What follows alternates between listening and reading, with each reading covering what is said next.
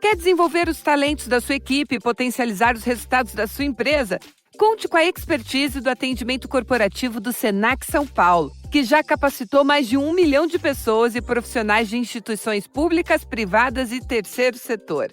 Construa uma equipe altamente motivada e capacitada e destaque-se no mercado. Entre em contato, acesse sp.senac.br/corporativo e saiba mais. Quer saber? Senac. Enquanto você ouve suas músicas e podcasts favoritos, deixa eu te perguntar, você já sabe da novidade do ano? Chegou a nova Fiat Titano. A nova picape da Fiat faz bonito nos terrenos mais desafiadores. Performance com motor turbo diesel 4x4 e câmera 360 graus off-road, que ajudam você a ultrapassar qualquer obstáculo. Sem falar que ela tem a maior caçamba da categoria. Tá esperando o que para conhecer? Nova Fiat Titano, chegou a sua vez de fazer história. Paz no trânsito começa por você. Qu'est-ce que le Labello Challenge ?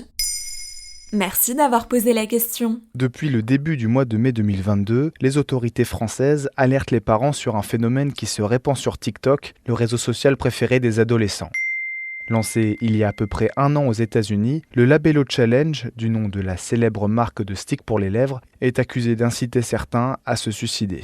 Le 6 mai 2022, le ministère de l'Intérieur français a diffusé un clip de prévention sur son compte Twitter et lancé une ligne téléphonique d'urgence. En quoi consiste le Labello Challenge ? Au départ, ce défi n'avait rien de dangereux. Il consistait à échanger un baiser pour deviner le goût du baume à lèvres d'un ou d'une camarade et de diffuser la vidéo sur TikTok avec le hashtag Jeu du Labello, Labello Challenge ou encore Chapstick Challenge en anglais.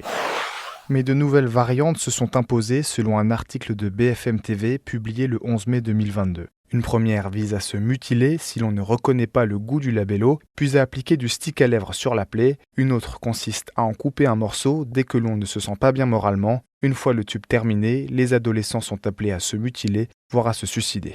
Le Labello Challenge a-t-il déjà fait des victimes ? Le ministère de l'Intérieur français n'a pour l'instant recensé aucune blessure grave, ni aucun suicide lié à ce challenge selon un article de France Inter paru le 12 mai. Mais le phénomène inquiète les forces de l'ordre. La gendarmerie du Nord a par exemple alerté les parents sur l'existence du challenge via un post Facebook publié le 9 mai 2022. Elle leur rappelle qu'il est possible d'installer des contrôles parentaux sur les appareils de leurs enfants et les incite à échanger avec eux sur le sujet. Un autre défi avait déjà inquiété les autorités l'année dernière. Le Blackout Challenge. Il consistait à couper sa respiration le plus longtemps possible devant la caméra. Le jeu avait fait 2 victimes aux États-Unis et en Italie, toutes les 2 âgées de moins de 12 ans. Avant même l'apparition des réseaux sociaux, c'est le jeu du foulard qui s'était répandu dans les cours de récréation. Son but était d'arriver à un stade hallucinatoire en arrêtant de s'oxygéner, soit par étranglement, soit là encore, en coupant volontairement sa respiration. Le jeu a fait près d'une centaine de victimes entre 1999 et 2007, selon un recensement réalisé par une association de prévention. De quelle aide bénéficient les parents et les adolescents ? Le ministère de l'Intérieur a déployé une ligne téléphonique d'urgence, le 3114. Le numéro est ouvert 7 jours sur 7 et 24 heures sur 24.